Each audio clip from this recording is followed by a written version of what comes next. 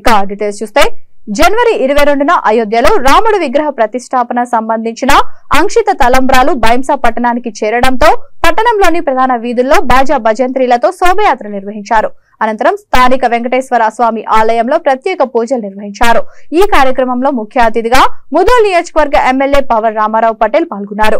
ఈ సందర్భంగా ఆయన మాట్లాడుతూ అయోధ్యలో రామ మందిర నిర్మాణం ఎన్నో ఏళ్లు అని ఆ కళ నేటితో సాకారం అయిందని అన్నారు. భవ్య రాముడి విగ్రహ ప్రతిష్టాపన సంబంధించిన అంకిత తలంబ్రాలు బైంసాకు రావడం చాలా ఆనందంగా ఉందని పేర్కొన్నారు. ఈ తలంబ్రాలు ప్రతి ఇంటికి వస్తాయని, ప్రతి ఒక్కరూ ఈ తలంబ్రాలకు ప్రత్యేక పూజలు నిర్వహించుకోవాలని, ప్రతిరోజు హనుమాన్ చాలీసా, రాముడి సంకీర్తనలు పాడాలని అన్నారు. ఈ కార్యక్రమంలో ఆర్ఎస్ఎస్ నాయకులు, హిందూ ఉత్సవ సమితి సభ్యులు, మహిళలు పాల్గొన్నారు.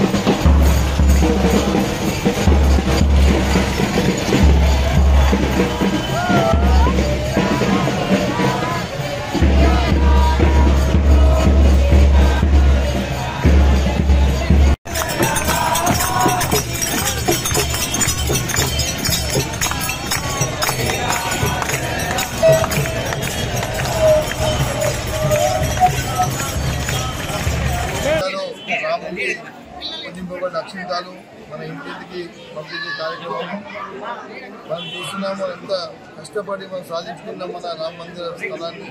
అక్కడ భవ్య మందిర నిర్మాణం కూడా జరిగింది. వచ్చే నెల 22వ తారీఖు నుంచి అక్కడ పూజలు కూడా నిర్వహించబడతాయి. బాలరాముడి విగ్రహం కూడా అక్కడ ప్రతిష్ఠించబడుతుంది.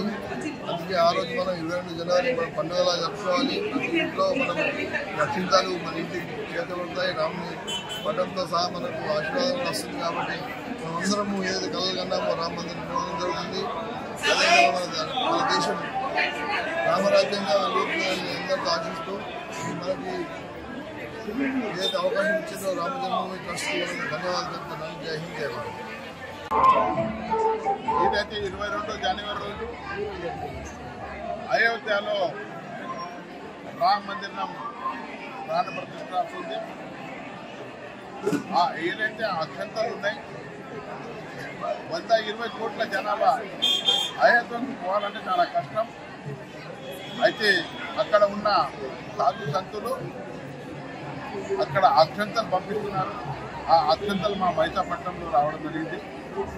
ఈరోజు దత్తాత్రేయ జయంతి, పూర్ణిమ రోజు, చాలా మంచి రోజు.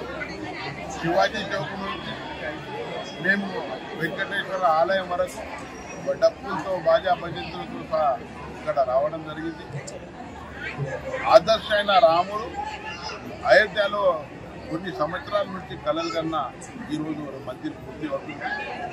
ఆ మందిర్ ఇనాగ్రేషన్కు మన భారతీయ ప్రధాని నరేంద్ర మోదీ గారు వస్తున్నారు. అక్కడ సాధు సంతులు కూడా ఉంటున్నారు. 22 రోజు ప్రతి ఒక్క ఇంట్లో మన పండుగ జరుపుకున్నారా, శుభ్రంగా ఇల్లు కట్టుకున్నారా, మన ముగ్గులు ఎట్లా వేయాలా, మామిడి పళ్ళు పతాకాలు కట్టుకోవాలా, ఒక పండుగలాగా చేసి ఆ అక్షంతలు మన దేవుడి దగ్గర పెట్టి నమస్కారం చేస్తే మనం రాముడికి నమస్కారం చేసినట్లని భావిస్తూ ప్రతి ఒక్క ఆడిపడుతులకు కానీ మహిళా సోదరులకు కానీ మన తాలూకా ప్రజలకు కానీ అందరికీ వినియోగిస్తున్నాము. 22 ఏదైతే తారీఖు ఉంది ఆ మన పండుగ రోజు గత 600 సంవత్సరాల నుంచి మనం కలలు కనుక్కున్నాం.